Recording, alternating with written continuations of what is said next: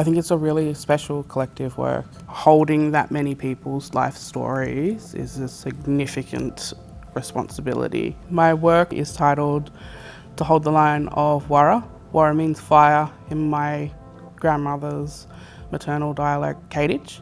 As an Aboriginal woman in this country, we all have the responsibility to upkeep that fire, to keep it burning, and that all this generational knowledge is recorded. The fire starts and begins the animated elements. It sort of starts with like a flickering fire, similar to how you would sit around when you're about to have a yarn.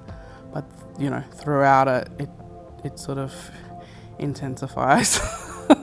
Surrounding each of the circular motifs, I've put in black tea. I feel like whether you're sitting in the middle of the desert or somewhere here in Sydney City, if you know a serious conversation's coming, there's going to be tea served.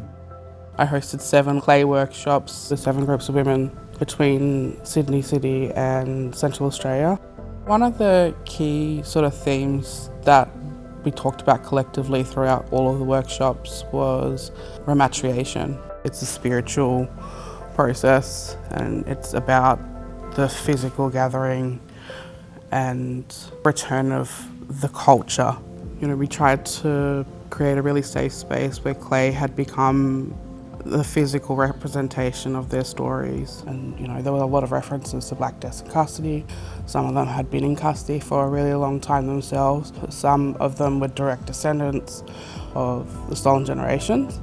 So the communication through that material is not only very therapeutic, it's a very solid visual essay.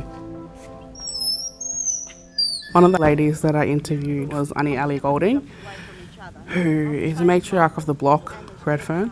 So she raised generations of kids there on the block across multiple terrace homes. There's a scene where Annie Ali talks about bursting into tears. A lot of memories down near the street. And I chose to do a storm scene where she talks about the heartache of losing her home again. Especially when they got to the place where 52 was, our first place. Burst into tears. Another one of the ladies that I interviewed was Annie Jeannie Moran, who is a Camaragal elder and a direct descendant of the fisherwomen in Sydney Harbour. Her and her grandchildren all still live on Camaragal country, which is, funnily enough, in Kirribilli amongst a lot of politicians. And this woman is upkeeping safe space in somewhere that is the first point of contact. Water is a deep spiritual cleansing. It's a healing. It's a medicine. It was really interesting to see how connected all the stories were, specifically with like regrounding in country. All of the women talked about returning to country and either placing their feet in the earth to reground and reconnect with it, or back in the water.